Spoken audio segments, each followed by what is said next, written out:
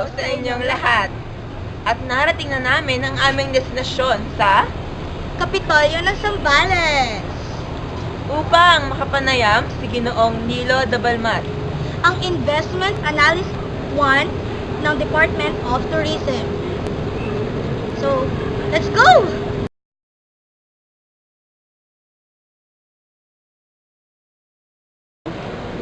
At narating na po natin Ang opisina ni Mr. Dabalmat. Good morning po! Magandang umaga. So, kami po ang estudyante ng Olongapo City National High School at narito po kami para mag-interview para po sa Smart Schools project namin. Doon po sa amin, may Dinamulag Festival. Ngayon, kasama po natin si Mr. Nilo Dabalmat, si Miss Jenny Yao. Una po, bakit po natin sinicelebrate ang Dinamulag Festival? Celebrate tayo ng Mango Festival. Number one is para ma-promote yung ating products, yung mango. Tapos hindi lang mango, yung ibang products pa rin natin tulad ng marami kasing product ng Zambales. Kasoy, singkamas, doon tayo nakikilala. Tapos yung ating mga tourism destinations kasama din po sa promotion natin, yung mga beaches at yun. Yung pangalawa, yung pangalawa po, ano po yung story behind po nung festival na yun? So, ba't po siya tinawag na Dinamulag? Dinamulag. Yung Dinamulag Festival kasi, it was termed from a variety of mango which is kinalabaw. Yung Dinamulag is isa sambal term for kinalabaw. Way back 2001 nag-start yung Mango Festival, but hindi pa siya ginamit as Dinamulag Festival. Nung time lang ni Governor Vic Magsaysay, ikinabit namin yung pangalang Dinamulag sa festival. So, naging Dinamulag Festival na siya. Oh. So, okay, next po. Ano pong preparations yung mga ginagawa dito sa event? Tsaka, how long does it take po? Usually kasi 3 to 4 days yung festival. So, mga preparations dyan, pag-i-invite natin sa mga schools for the different activities like street dancing competition, float competition, ano pa ba, minsan meron tayong mango carving competition sa mga schools din yun. So, yun. Dagdag pa doon, sa preparation, no? Nagbuo kami ng mga activities kung ano yung mga ipapaloob namin sa festival. Mga month of December, brainstorming kami lahat dito sa office kung ano yung mga gusto namin ipasok na activities for approval of the governor. Yeah, tapos budgeting. Tapos kung approve na yung activities, yun, sinabi niya mag-i-invite na kami. So, in other words po, kayo po yung in charge para sa event na yun. Siya yung overall in charge. Overall Chairman. Hindi, sa office. sa office yun. Kasi kami yung pinaka-main player doon sa Sa festival. sa festival. Kami yung parang pa-facilitate.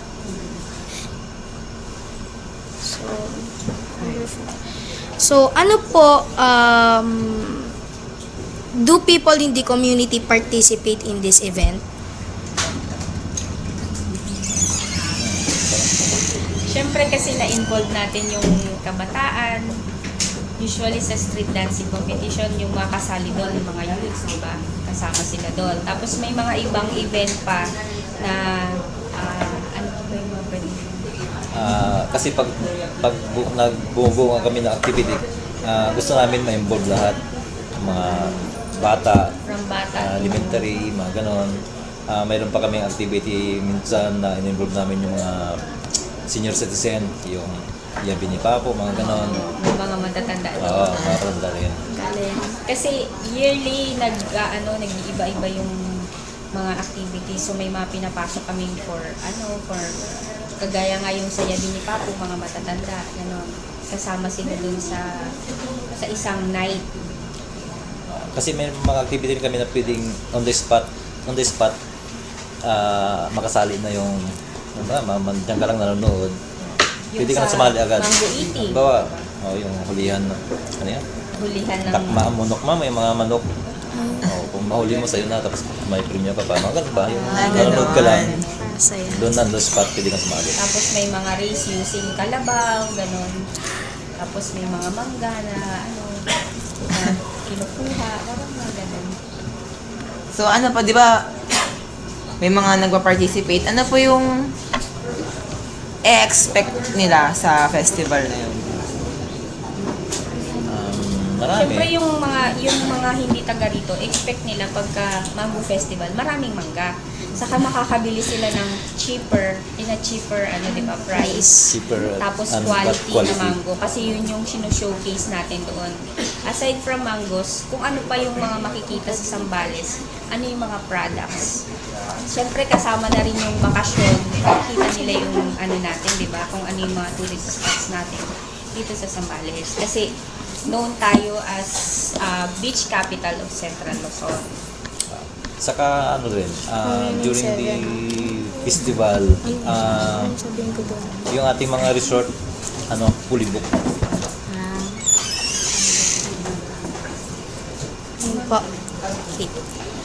What part of the festival do you personally think steers the attention of the audience? Parang ano po yung magiging attraction para sa audience sa event na yun? Ano po yun?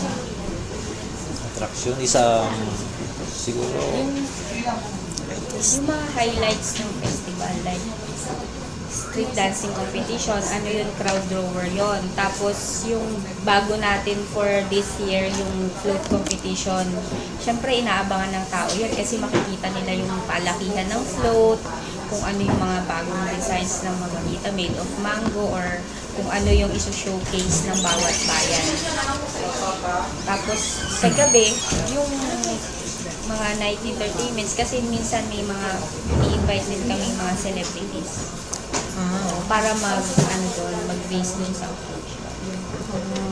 dagdag pa yung trade fair area namin, yun nilupunta din mga tao para mamili kung ano gusto nilang bilhin. Mga souvenir. Yun na pa. Tapos, ano po yung mga goals nyo na gusto nyo ma-achieve pag celebrate po kayo ng Dinamulag Festival? Siyempre yung maging successful yung di ba? Yung turnout ng event. Tapos marami kaming tourist arrival. Siyempre isa din sa goal namin yon. Tapos ma-promote yung province as one of the tourism destinations in Central Luzon. At hindi lang Central Luzon, sa buong Pilipinas. Tapos ano pa? Promote yung people, culture. Saka yung products ng Zambales. So sa event po na to, syempre may mga nagpa-participate. So para po sa ating participants, ano po yung makukuha nilang opportunities sa pag-participate sa event na yun?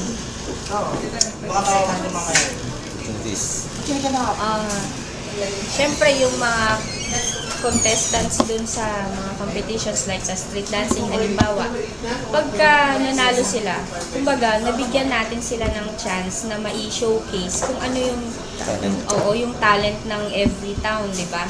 Tapos sa mga traders naman, opportunity nila yun para ma-market yung mga products nila. Like halimbawa sa iba, ano yung ipapakita nilang produkto nila dun sa trade fair, kasi may trade fair tayo. So opportunity nila yun para ma-market din yung mga produkto nila. Kasi isang venue yung Mango Festival. Kumbaga, meron tayong trade fair within the Mango Festival. So, doon nila na i-market yung mga kanya-kanyang produkto ng bawat bayan. Kasi meron kaming LGU both competitions. Subic to Santa Cruz po yun. Bigyan namin sila ng mga space para magtayo ng kung ano gusto nilang itayo. Para may pagkita yung kung ano yung makita sa mga munisipyo nila. Yun nga po, di ba marami pong sumasali sa inyo na nakikiparticipate na mga taga-ibang baryo. So, ano pong part ng Zambales yung may pinakamaraming naha-harvest na mangoes? The northern part of the province, simula siya sa Batulan to Santa Cruz. Yun yung mga producing mango producing municipalities ng Zambales. Okay. So kung meron po tayo nun, syempre, gusto rin po namin itanong para kasi sino-sino po or ano-ano po yung mga places na or province na kasama po dun sa National Mango Congress po. Mga provinces na ang Mango product nila is producing provinces. mangoes. Sino-sino po? Guimaras, Cebu, Cebu. Pangasinan. Karamihan kasi sa Mindanao. Oo. Tayo. Sige, ano po yung mga masasabi niyo sa mga tao na hindi taga Zambales na dumarayo pa para makipag-participate, makaselebrate sa Dinamulang Festival? Sabi namin. Pasyalan nila yung aming Mango Festival para may experience nila kung ano yung What's Zambales ka po? Okay. Sabi niya nga po, yung mga marami po tayong mga bisita na hindi po taga Zambales na pumupunta dito para po ma-witness yung festival natin. So, paano nyo po siya madedetermine yung yung safety po ng mga pumupunta dito?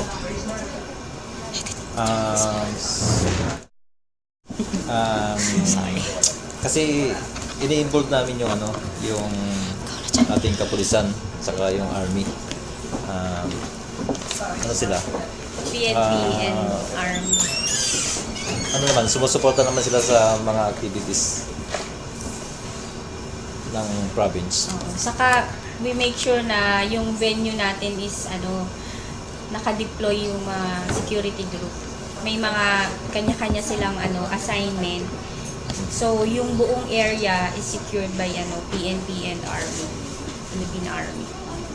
So, 'di ba kanina po nabanggit po yung National Mango Congress. So, kailan po ba yung next na National Mango Congress? Yung exact date saka saan po siya This gaganap? year is ang host province is Zambales on This March. For this year, ang host Ngayon.